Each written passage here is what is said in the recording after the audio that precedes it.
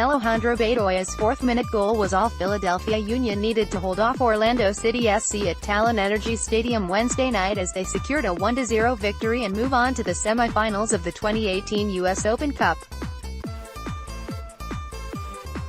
Bedoya finished a loose ball after Fafa Picault won a header off a ball in from Haris Medunjanin, and Orlando City never mounted a serious threat on Union goalie Andre Blake. First half Orlando City pushed forward in the second minute through Josue Colman up the left. The aim was clearly to attack Keegan Rosenberry and Paul-Marc McKenzie narrow to isolate the Union's right back. Blake smothered the first ball across from Colman, and Philly began to take control of the match. In the fourth minute, Al Bedoya put the Union on top off a corner kick.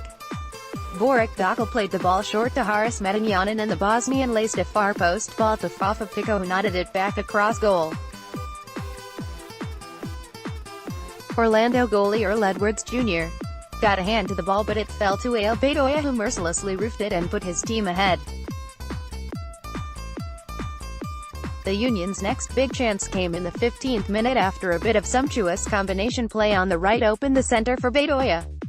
He played wide for Rosenberry, and the right back's low-lined cross was dummied by David Ockham. Talen was galloping up the center and met the ball cleanly, but his shot was too close to Edwards Jr., who palmed it around the post. 3 minutes later, Medunjanin took a kick restart after Burke was taken out in the center of the pitch and found Ockham cutting into the box. The winger turned and hit a low roller that couldn't find its way inside of the far post. Orlando finally came back with an opportunity in the 21st minute when a cross deflected off Austin Trusty's head to the far post, where Josue Colman collected it and tried to sneak the ball past Andre Blake's near post, but the goalie was alert and pushed it out of play. The Purple Lions had their best chance of the half in the 37th minute when Will Johnson snuck behind Haris Medunjanin on a run down the right channel.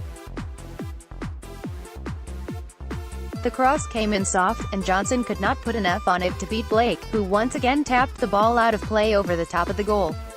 Talen got a do-over in the 43rd minute.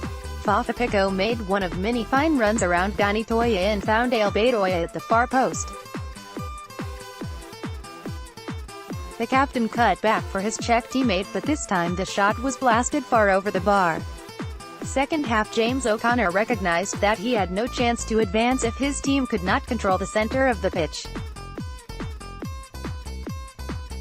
The new Orlando City head coach yanked winger Chris Mueller and added Dylan Powers to jam the middle with 4 players. The change paid dividends, disrupting the Union's excellent ball movement that allowed them to wholly dominate the opening frame. Yet it never appeared as though the visitors were going to wrestle the match from their opponents. Perhaps the Lions' best opportunity of the half involved exactly 0 touches on the ball. Andre Blake showed nerves of steel to make a hip swivel and move the ball away as Dwyer as the striker bared down on him. The only other look Orlando created came in the 82nd minute, with Kleston leading a charge through the middle.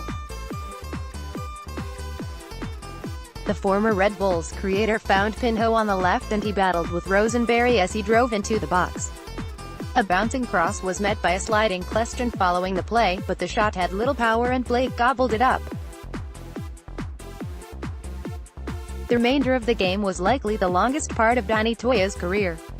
Fafa Picault relentlessly attacked the fullback, nearly scoring with a tight-angled shot. Finally, just before extra time began, Bedoya reminded everyone that he had been the dominant force all night, sliding through the right channel and unleashing a laser beam that Edwards Jr. could only punch wide of the goal, such was its venom. The Union were the better team by far and deserved their place in the U.S. Open Cup semifinal. They will play the winner of the Chicago Fire and Louisville City quarterfinal match later this evening.